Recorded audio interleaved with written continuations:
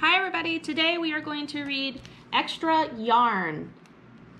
And after we're done reading this book, we are going to do a little sewing with these embroidery loops where we take string and we do these cool little line work and stuff like that in our own creations. I hope you guys enjoy the book and the project, and when you're finished, if you'd like to share your artwork on Full Spectrum Farms Facebook page, feel free to do so, or you can always take a picture and email it. We would love to see your work.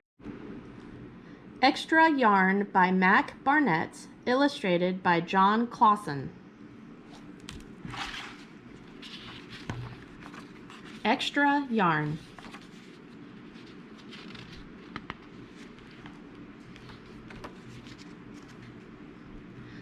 On a cold afternoon in a cold little town where everywhere you looked was either the white of snow or the black of soot from chimneys, Annabelle found a box filled with yarn of every color. So she went home and knit herself a sweater. And when Annabelle was done, she had some extra yarn. So she knit a sweater for Mars too. But there was still extra yarn.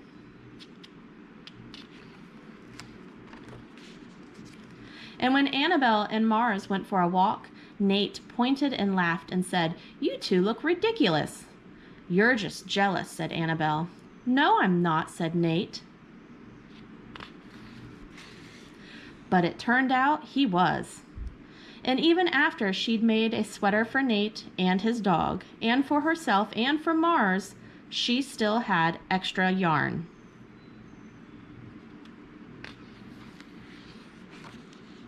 At school, Annabelle's classmates could not stop talking about her sweater. "Quiet," shouted Mr. Norman. "Quiet, everyone. Annabelle, that sweater of yours is a terrible distraction. I cannot teach with everyone turning around to look at you." "Then I'll knit a sweater for everyone," Annabelle said, "so they won't have to turn around." "Impossible," said Mr. Norman. "You can't." But it turned out she could, and she did, even for Mr. Norman. And when she was done, Annabelle still had extra yarn.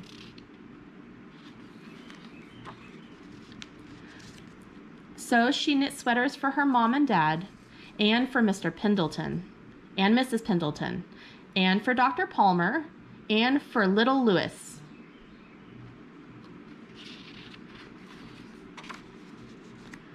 She made sweaters for everyone except Mr. Crabtree, who never wore sweaters or even long pants, and who would stand in his shorts with the snow up to his knees. "No sweater for me, thanks," said Mr. Crabtree.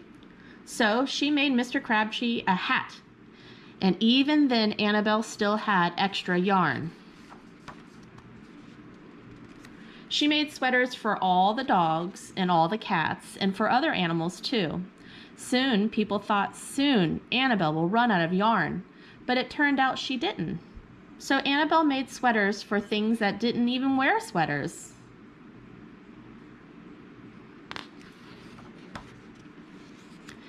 Things began to change in that little town.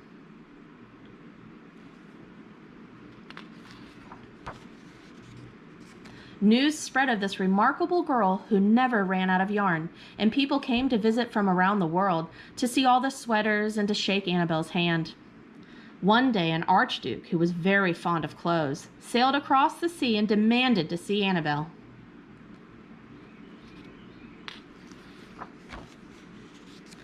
"Little girl," said the archduke, "I would like to buy that miraculous box of yarn, and I am willing to offer you $1 million. "No, thank you," said Annabelle, who was knitting a sweater for a pickup truck. The archduke's mustache twitched. $2 million, he said. Annabelle shook her head. "No, thanks." $10 million, shouted the archduke. "Take it or leave it." "Leave it," said Annabelle. "I won't sell the yarn." And she didn't.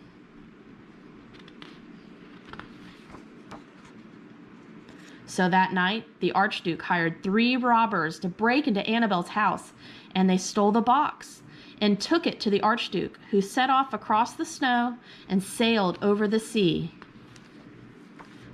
back to his castle.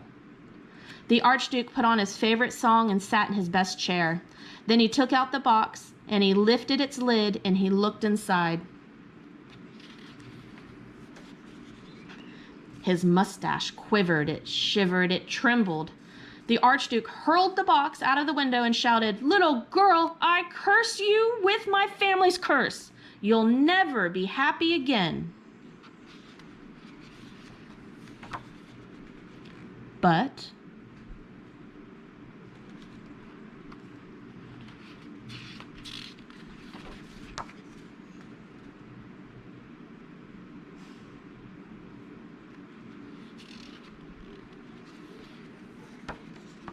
it turned out she was.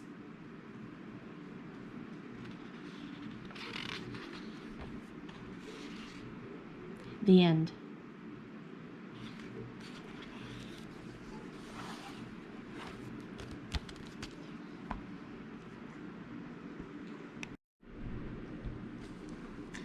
Hi guys, we just finished the book, Extra Yarn. I thought it was a wonderful story. My favorite part was in the back when the box of yarn leaves where the Archduke was and floats across the ocean and comes all the way back to Annabelle. I thought that was very special. That's a great way to end a story. So today we are going to be doing a bit of sewing of our own. You'll find in your art bag that we have, let's see, an embroidery loop, which is what this is, an embroidery loop with some burlap in it. You might have some extra burlap, you might not. You have some needles, so this is what we're going to be using. And you probably have an extra one or two, and then you should have an assortment of yarn and string. So I'm going to start with this brightly colored stuff, and what we're going to do is we are going to do some embroidering onto this burlap. So we'll grab our string. Ooh, sticky. Get this all out and see what we got here. Let's see what color we're going to start with. And we are just going to kind of make a whole bunch of lines, make a whole bunch of shapes and designs onto our burlap. First we're going to thread our needle. So I'm going to put it through the big eye, and then I'm going to tie mine on there because it always comes loose on me.